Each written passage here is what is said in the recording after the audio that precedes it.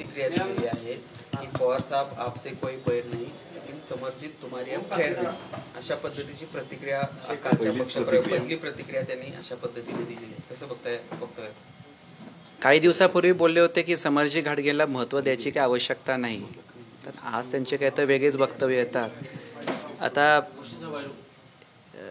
माझी खैर नाही, मला ह्याची काही काळजी करायची आवश्यकता नाही, कारण कागल गडिंग्लज उत्तूरची जी स्वाभिमानी जनता आहे ही माझी पाठराखण करणारच आहे आणि मला आदरणीय शरदचंद्र पवार साहेबांचा आशीर्वाद आहे, तर मला कुठल्या गोष्टीची काळजी करायची काही आवश्यकता नाही.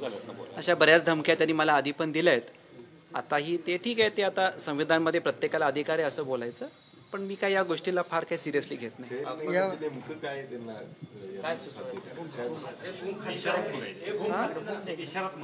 काय आता त्यांच्या डोक्यात असेल मला माहित नाही, पण मला त्याचं काही नाही, मला या गोष्टीची काळजी नाही.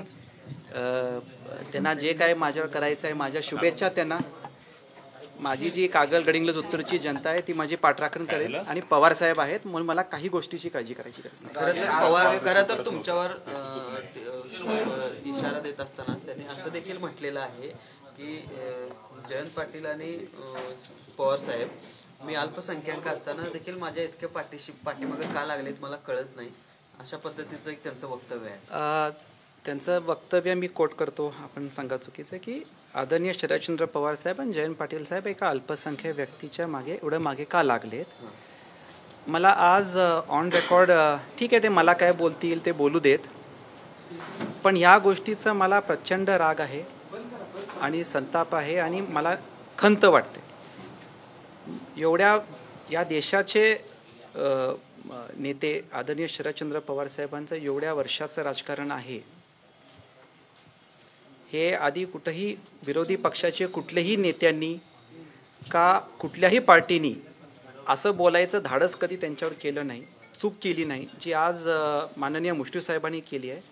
आज मुश्रीफ साहेबांनी आदरणीय शरदचंद्र पवार साहेबांना वर जातीवादचा आरोप केलेला आहे.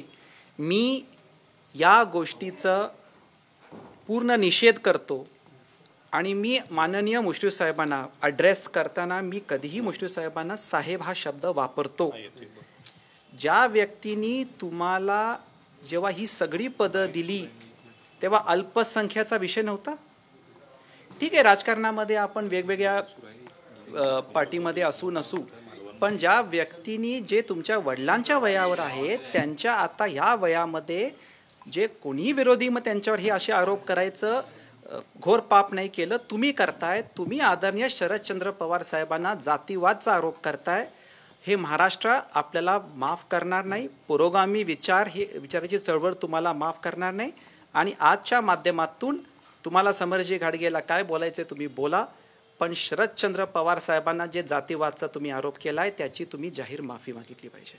खरं तर त्यांनी हा आरोप केला की अल्पसंख्याक असल्यामुळं माझ्या मागे लागलेत का, मात्र नितेश राणे यांनी जे वक्तव्य केलेलं होतं मशिदीत घुसून आम्ही मारू गरज पडली तर, त्यावर मात्र त्यांनी बोलणं टाळलं. मी ह्याच्यावर बोलू इच्छित नाही असं म्हणाले.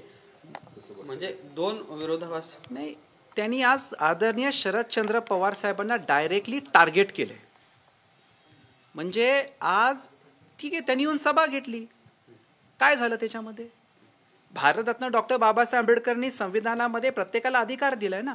का तुम्हाला असं वाटतं की कागल माझी प्रायव्हेट प्रॉपर्टी झाली आहे म्हणून कोणी गैबी चौकात येऊन सभा घ्यायचं धाडस कसं करतं? तर ज्या माणसांनी तुम्हाला त्यांनी आली सभा घेतली आणि त्यांनी आपले विचार मांडले, त्यांच्यावर तुम्ही आज हे डायरेक्ट पवार साहेबांना टार्गेट करायचं धाडस करताय. मी ह्या गोष्टीचा निषेध करतो. अल्पसंख्याकांचं आता नाव पुढं करून आता जातीय राजकारण चालू केलं असं वाटतंय का? आता जातीचं कार्ड त्यांनी काढलंय, काय त्याचं इम्पॅक्ट? शेवटी हा जातीचा कार्ड ईडीच्या रेडवेळी वापरला होता, आठवत असेल आपल्या सगळ्यांना. असे जेव्हा काही गोष्टी आव्हानाच्या येतात आणि त्यांना उत्तर द्यायचं नसते तेव्हा हे जातीचा कार्ड मला आठवते, तेव्हा ईडीच्या रेडच्या वेळी पण त्यांनी म्हटलंय का अल्पसंख्याक व्यक्तीवर